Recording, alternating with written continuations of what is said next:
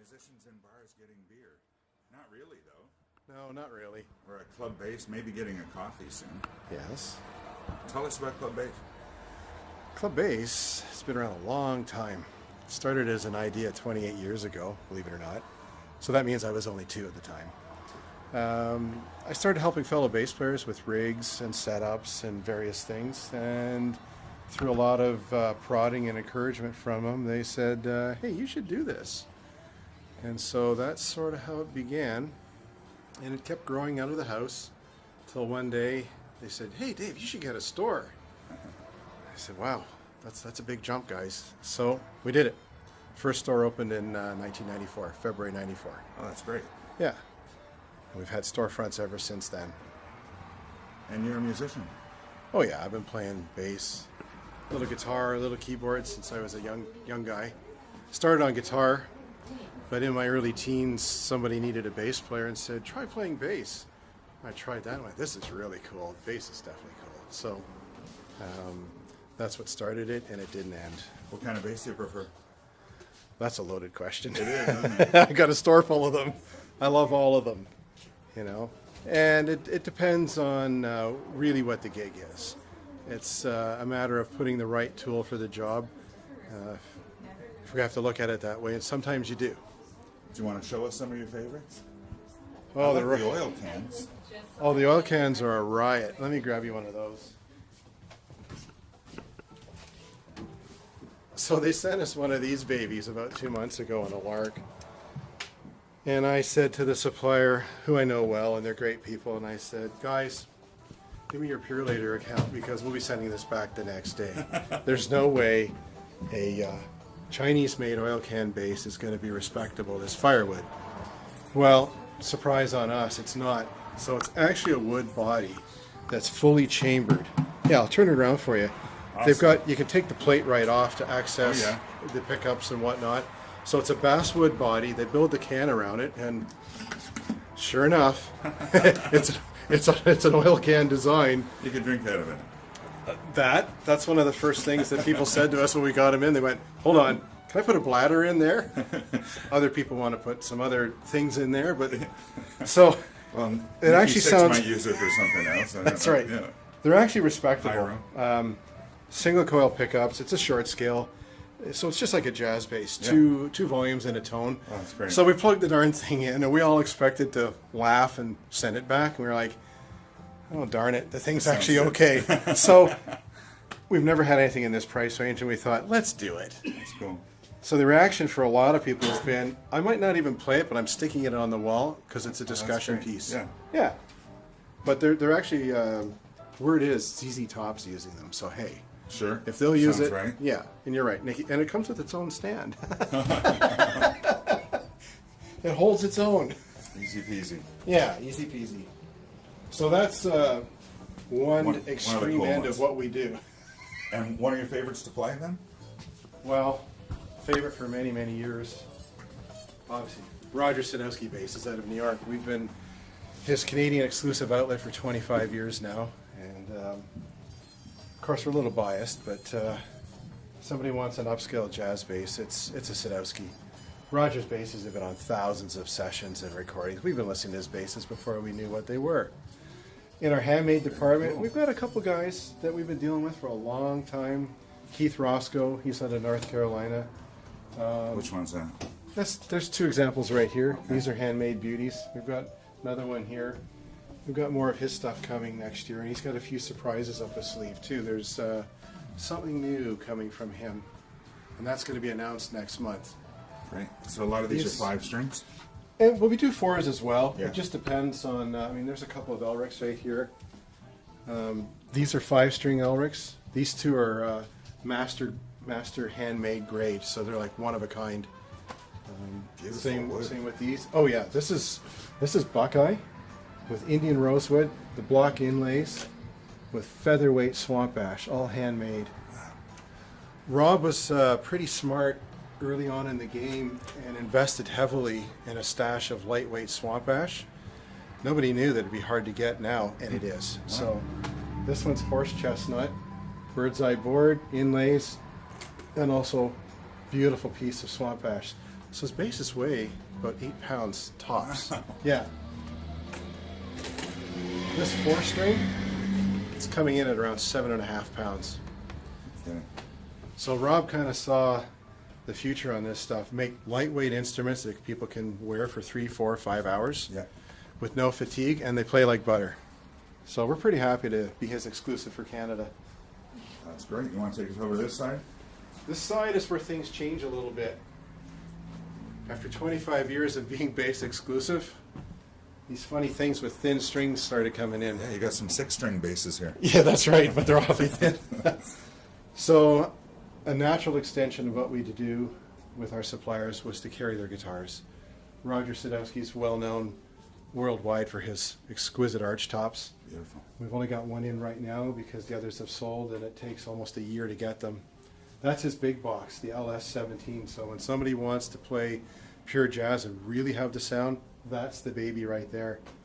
This is another model from Roger.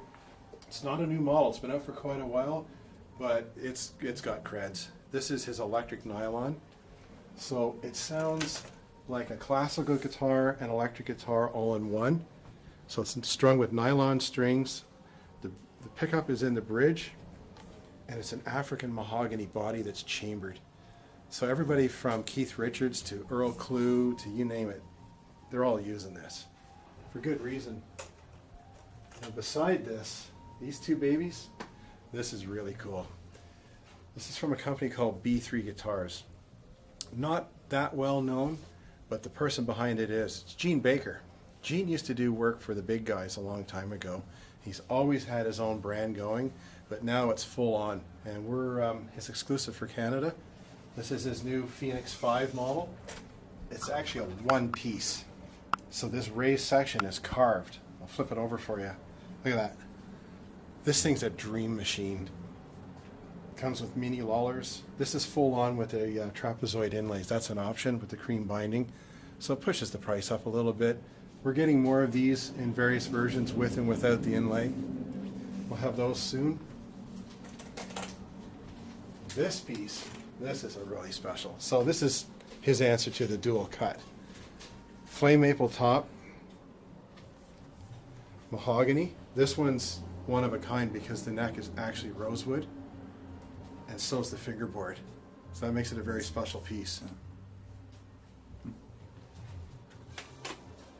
And of course, you gotta have the showpiece that everybody looks at, drills on, and that's the Alembic further guitar. This is the first and only one to come to Canada.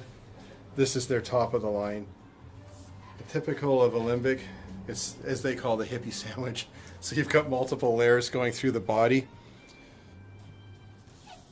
Flame maple on the back, neck through, 5-piece, fully loaded. And of course, typical of Alembic. Oh, where is it? Come on, baby. Like that. There we go. Takes a second for the circuit to charge. LEDs on all their stuff. Their basses, their guitars. Cool. Yeah. It's interesting that and so it looks like you do shows here. we do.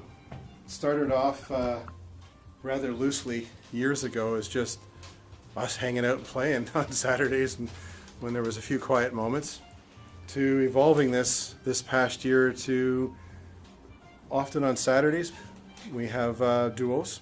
Quite often it's always a guitar player and a bass player and sometimes a percussionist. You know, we keep the volume down, but we keep it intimate.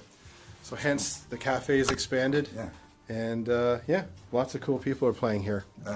So tell me the next couple of weeks. This probably will be up in the next couple of days. So the next one that we have booked is November 5th, and that will be a duo. They'll be doing jazz, but also sort of pop versions of jazz tunes. So it's featuring Mark Teixeira on guitar and his bass player Joe, and they're amazing. They're really good players and they're fun guys. So join us on Saturday, November 5th, starting at 2. Sounds great. Yeah. Okay. Well, let's take a short coffee break and Let's maybe do go that. down to the park. Absolutely. Cool. Yeah. Hi. Aw, Kitty's a star. Oh, good. You're going to be on YouTube. He's an indoor cat. He's nice and groomed and his fur is shiny. I ain't superstitious. We're at Jeff Healey Park. Yeah, this is musicians in bars getting beer at the park that's named after a musician with no beer. But I do have my good friend, Dave Freeman. Hey, man. It's a beautiful park. Now, Stan says there's some instruments we can play around with. So you want to talk about your current band? Sure. The current band I've got going is a cover band, and the name is So Retro. And it's kind of a cool thing because it's a 5-piece, but it's comprised of friends, which I think is one of the coolest things to have in a band. It's not just the music, but you're playing with friends. The band's pro-level players. I'm pretty lucky to get to share the stage with them. And we play around the Toronto GTA area every so often. It's a 5-piece, so you're not going to see us out there every weekend. But when we play, we make an impression. Cool. And who's in that? Well, our famous lead singer, Julie Mahendran. Julie's awesome. Sure. She's a great singer and she's very professional, and she's just a lot of fun, so I love having her in the band. My buddy Russell Gray on guitar, who's an absolute monster player and a really funny guy, and really unassuming because he'll rip off passages and solos that blow everybody away and he'll think nothing of it, like it's no big deal. Bill Evans on keyboards. Bill's been around, very experienced. He's a wealth of musical talent and knowledge as well, and he's a riot. Larry Crow on drums. Larry's a phenomenal drummer. Larry's also a teacher, and he's got some educational stuff out now that he's marketing. A very schooled, very educated player that extends beyond the kit. He's also percussion and whatnot. And of course there's me, holding the low end down, rumbling the place, that's what I like to call it. But that stitches it all together and keeps the dance floor full. So that's the essence of us. And we're ramping up with more shows for 2017. And I say we kind of bring the party to the party wherever we play. That's great. So it's about having fun too. Playing great music that we enjoy, but we also have a lot of fun. Great plug. Tell us about writing for magazines. Canadian musician, was it? Well, that was quite some time ago, and for a brief period there. Yeah, I wrote a bass column for Canadian Musician magazine in I believe it was like the mid to late 80s, and a short stint with their trade publication, Canadian Music Trade. And then years later, I had the great honor of having my store featured in Canadian Music Trade as the cover story. So that was pretty great. cool. That was a nice full circle. Yeah. This is not like the xylophones they had when you and I were young. They were like these great big... How to look like you know what you're doing, but you actually have no clue what you're doing. You just... We're at Jeff Healey Park. Dave Freeman, his store is right around the corner, Club Base. And we are jamming on the public instruments.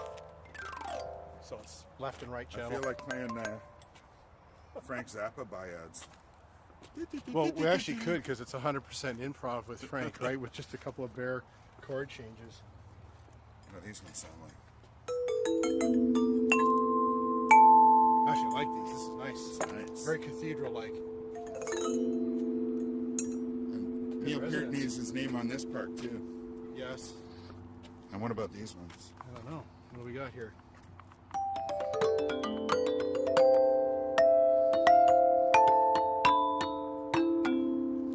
Very nice. Dave Freeman. Man, Who would have this thought? Musical instruments in a park for kids. Only in This is Jeff the- Healey Park, right? Yes. Brilliant.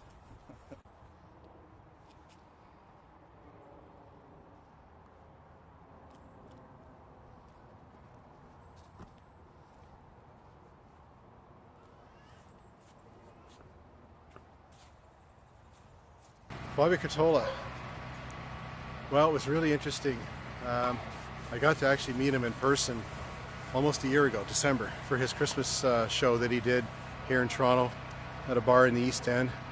And that was a really, really cool thing, because who doesn't know Bobby Curtola, but would never expect that I'd actually meet him, let alone gig with him. So that was a great situation. What a cool guy. You know, the guy has got so much history and creds and stardom behind him. And I'm loading my gear into the gig for his Christmas show. He comes right over while I've got my bass on my back and says, "Hi, I'm Bobby." I'm like, "Yeah, I know who you are." Pure gentleman, what a sweetheart. So I played the show with him. And then, of course, we know that a little bit earlier this year, he suddenly passed away. And that was just a shock for everybody, because he was preparing for another tour for 2017 and writing songs with Don and a few other guys. So then they did a memorial show for him at the Phoenix, first week of August. And I had the great honor of being called to be part of the band to play a couple of tunes, a couple of Bobby's tunes, and the same tunes that we played with him earlier, like I said, a year ago, December.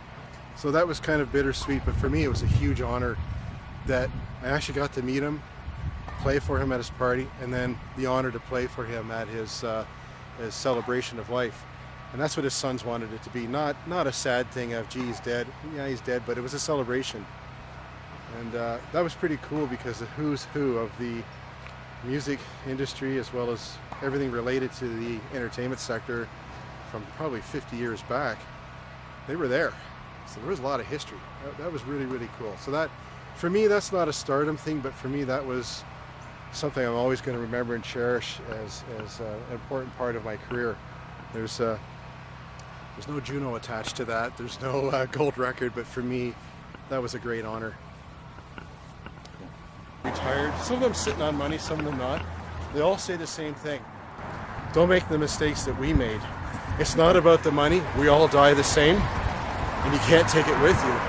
And these are guys that all types of backgrounds and vocations, and they all have the same message.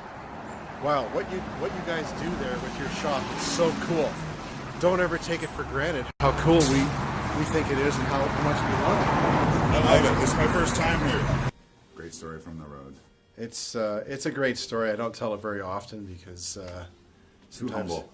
Well, yeah, and I don't want people to think I'm boasting, and half the time I don't think it even happened, but it did. 1994, first year of us being in a storefront, we get a phone call, and to make a very long story short, I thought it was a friend pulling my leg, but it turned out to be real.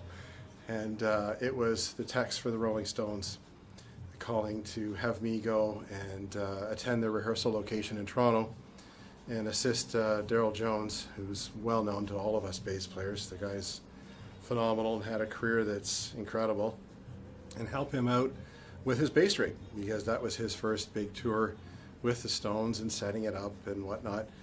So I had the great honor to not only go once, but 3 times to their rehearsal location in Toronto during that week, and actually met every one of them, which was the coolest thing. I didn't know what to expect, and I'm there under business reasons and professional circumstances. I'm not there as a fan, so I, as they say, keep your head down. And what did you call your particular title at that gig? Were you a consultant of the bass techs? I guess. No. I mean, I don't think there was an official title. It was just, hey, we need some help, and our LA office said we should call you. Right on. So I thought, well, what help do you need? You're already the Stones, and you got the best bass player. So but it worked out to be a really, really cool experience, one that I'll take to my grave kind of thing. You never forget. But I got to meet each one of them because as I was standing there talking with Darryl and his tech, they were starting to set up and prepare for rehearsal. So they were curious as to who the heck this guy was standing there talking with Darryl, and I was kind of one eye on them going, wow, man, that's the Stones. So that's bit by bit, each one of them came over to meet me and shook hands with me and introduced themselves as if they had to. I'm like, no, I know who you are. So that was a very cool experience, and very early on in my days of club bass. Really cool, Dave. Was there a particular recommendation that you made that day that you were proud of? Actually, yeah, it was really cool that they asked about my knowledge of preamps and what devices to use to obtain some sounds, because as I said, Darryl was just starting out with that gig, and being the professional player that he is, he wanted to do it proper. So the different eras of the Stones all had different sounds. True. So he had a rack full of basses to make sure that he had the right sound.